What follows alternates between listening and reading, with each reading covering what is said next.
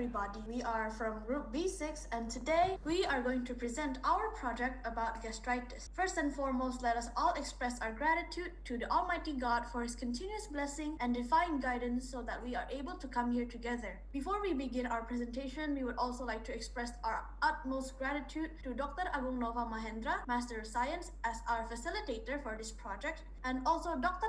Iputu Adiarta Gradiadi, Master of Physiology, as our evaluator. Next, I would like to introduce our group. There are 11 members of our group: Amadeus, Yukta, Trifena, Celine, Jansen, Kosalya, Fiona, Krishna, Sherly, Mahatma, and also Justin. Next, in our presentation, we would like to discuss the background, problems, purpose, and benefits, gastric anatomy and physiology, continued by the overview of gastritis, continued by ethiopathology and risk factors, followed by symptoms, diagnosis, and differential diagnosis, and lastly continued by the examination, treatment, prognosis, and finally our conclusion. Next, the next part of the presentation will be continued by my friend.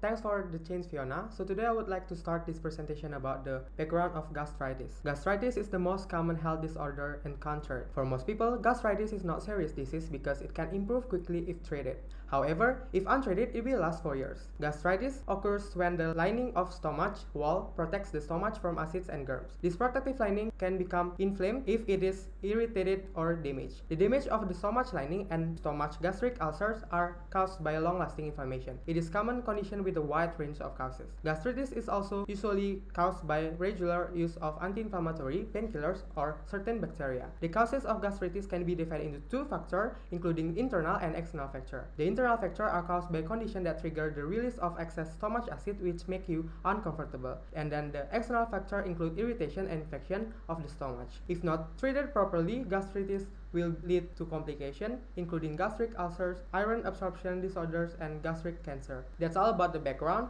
So now I would like to tell you about the statement of the problem. First, what is gastritis and how can it happen? Second one, which people have higher risk of gastritis? Third, what are symptoms and treatments required for gastritis? Fourth, what are latest treatment available based on SGD 2012? And then the last one is what can happen next to the patient with gastritis. Next, I would like to tell you about the purpose of this study. The first one, to know the general definition and clinical definition of gastritis. Second, to know the risk factor of gastritis. Third, to learn about symptoms and treatments required, including best treatments based on SGD 2012 for gastritis. And then the last one is to understand further prediction of patient with gastritis. Next, and then I would like to tell you about the benefit of this study. First one, students are able to understand and explain about gastritis. Second one, students know people who have higher risk of gastritis. And then the last one is students know and understand how to treat gastritis and how to get the right medical help. That's all from me, and my friend Mahatma will continue this presentation about the gastritis anatomy and physiology. Thank you. Thank you, Krishna. Now I will explain about the gastric anatomy. Gastric, or commonly known as the stomach, is an intraperitoneal digestive organ that is located between the esophagus and the duodenum. It has a J shape and primarily lies in the umbilical and epigastric region in the abdomen cavity. Gastric on anatomy is divided into four divisions. The division of the gastric are the cardiac, the fundus, the body, and the pylorus. Besides the division of the gastric also have curvatures. The curvatures of the gastric are the greater curvatus and the lesser curvatus, and both of them are formed by the medial and lateral border of the gastric. Next slide, please. The gastric get arterial supply from the celiac trunk and its branches. At the curvature of the gastric, the anastomosis are formed by the gastric that along the lesser curvatus and the gastroomental arteries that along the greater curvatus. The veins of the gastric are run parallelly with the arteries. The right and left gastric veins drain into the hepatic portal veins, and the other gastric veins that shorter than the left and right gastric veins, the gastroomental veins, are draining into the superior mesenteric veins. The gastric also receives innervation. The innervation of gastric is from the autonomic nervous system. The autonomic nervous system is supplied the parasympathetic nerve and the sympathetic nerve for the gastric. The lymphatic drainage of the gastric is carried out by the lymphatic vessels that travel with the arteries along the greater and the lesser curvatures of the gastric. The lymph fluids from the gastric will drain into the gastric and gastroomental lymph nodes that are found at the curvatures. Next slide, please.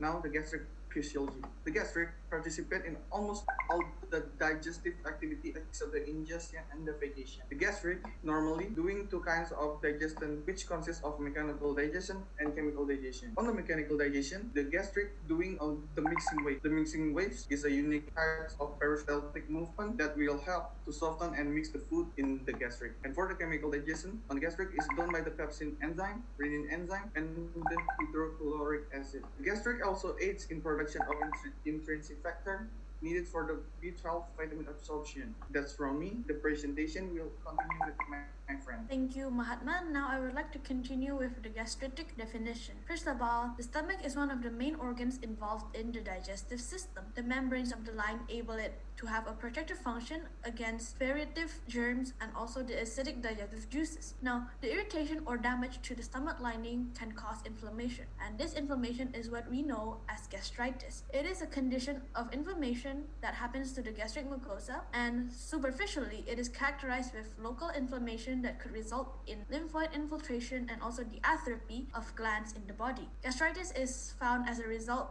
from Helicobacter pylori, bacterial infection, and normally regular anti-inflammatory painkillers, commonly known as NSAIDs taking. Inflammation of the mucosa layer is caused due to the increasing secretion of stomach acid that leads to damage in the wall lining. It can cause dyspepsia, and it has common symptoms such as stomach pain, belching, fullness, discomfort, bloating, heartburn, nausea, and also vomiting. The next part of the presentation will be continued by my friend. Thank you. Thank you for your time, Fiona. Now I'm going to continue about the explanation of the definition of the gastritis. So the gastritis are classified into different groups based on the time course, histological features, anatomic distribution, and other underlying pathological mechanisms. However, gastritis is most commonly classified based on a time course. Gastritis is classified into two types, which are acute and chronic gastritis. It is also a related factor of intestinal metaplasia, a precancerous condition where the gastric epithelium is decaying and replaced by intestinal epithelium. When left untreated, gastritis may become a chronic disease and can cause the patient to develop gastric ulcer and duodenal bleeding. In rare cases, anemia and cancer tumors can gradually form. Thank you. And next explanation will be continued by my friend. Thank you for the chance given to me. Now I would like to explain about ethiopathology. So talking about ethiopathology, it derives from etiology and pathology.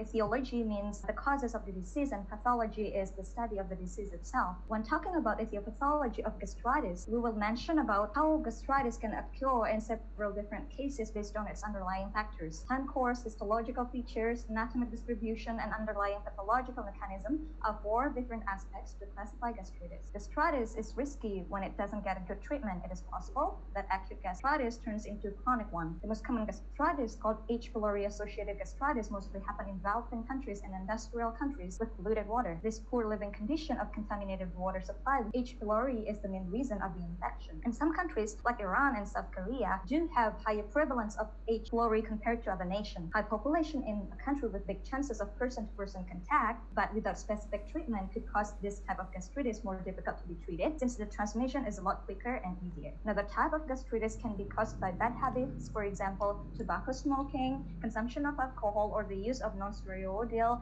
anti-inflammatory drugs. This type of gastritis is known as H. pylori negative gastritis. It is crucial to differentiate between the associated gastritis H. pylori and the negative gastritis H. pylori, because we have to know what is the right treatment for the patient. Final effect of the shift of internal body acid rate is mucosal atrophy and stomach inflammation. Parasitic gastritis can also happen when our body is infected by other organisms than H. pylori. For example, Mycobacterium avium intracellular and cytomegalovirus, which is a DNA virus. A patient who got radiotherapy for at least 2 or 9 months may have radiation gastritis due to degenerative changes of epithelial cells and non-specific inflammation of lamina propria. Rare gastritis occur if there is subepithelial irregular collagen deposition in our body, and also besides collagenous gastritis, rare type of gastritis such as ischemic, eosinophilic, lymphocytic, and others still have chances to be suffered by people.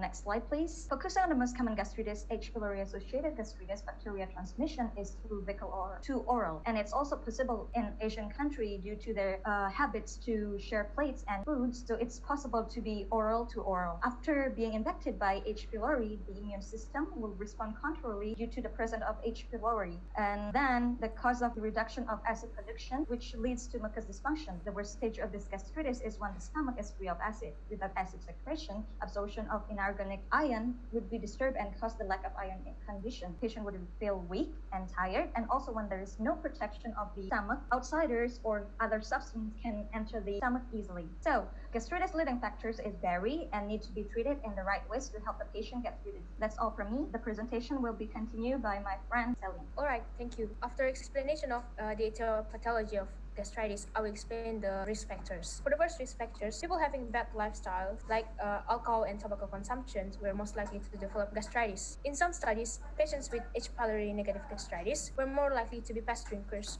or having the history of the tobacco smoking. For the next risk factor, a person living in the developing country may have a higher risk of exposure to H. pylori than in industrialized nations, thus having higher chance of developing chronic gastritis. For drug consumptions, regular consumption of pain reliever may also directly affect the conditions of the stomach, reducing the key substance protecting the lining of the stomach, thus increasing the risk of having gastritis. Age is also one of the most important variables relating to the prevalence of H. pylori infection. Why? Because most people born before 1950s usually have a lower living standards, making higher percentage of infection of H. pylori than those born after the 1950s. Effect may show later in life. Next slide, please. Alright, psychological stress and anxiety is proven to also lead to positive correlation of developing acute gastritis. Autoimmune factors such as Hashimoto's disease also take role in increasing the risk of developing gastritis. As in gender-related factor itself, women usually have higher risk of having it, as men have higher physical tolerance towards the symptoms of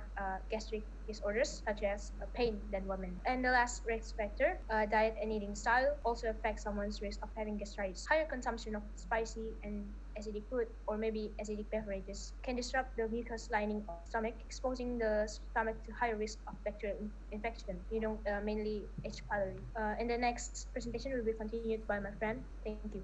Thank you, Celine. It's me again, and now I'm going to explain about the symptoms. So the gastritis is linked to stomach pain, bloating, and indigestion, which could lead to nausea. The pattern of gastritis could be associated with GERD, and some of the symptoms are closely tied, lack of appetite, heartburn, bloating, and vomiting are other symptoms of people with gastritis. These symptoms will occur badly when the patient reaches acute stage. Mild symptoms only show during chronic stage. People get these symptoms mostly because of their bad lifestyle, for example, irregular meal times and overprotein of sugar and salt intake each day. Another possible reason developing a symptom is family-style eating, sharing plates with food. Researchers conclude that dietary factors are inseparable for gastritis symptoms. Examination is needed to make sure that the symptoms are aimed at the gastritis. That's all about the symptoms. Explanation will be continued by my friend. Thank you. Thank you, Kosalya, for the explanation. Now I'm going to explain about the examination of gastritis. The examination of gastritis divided into two: Helicobacter pylori associated gastritis and autoimmune associated gastritis. In Helicobacter pylori associated gastritis is divided into two: invasive methods and non-invasive methods. In invasive methods, it is required gastroscopy and biopsies, and histological staining are needed too.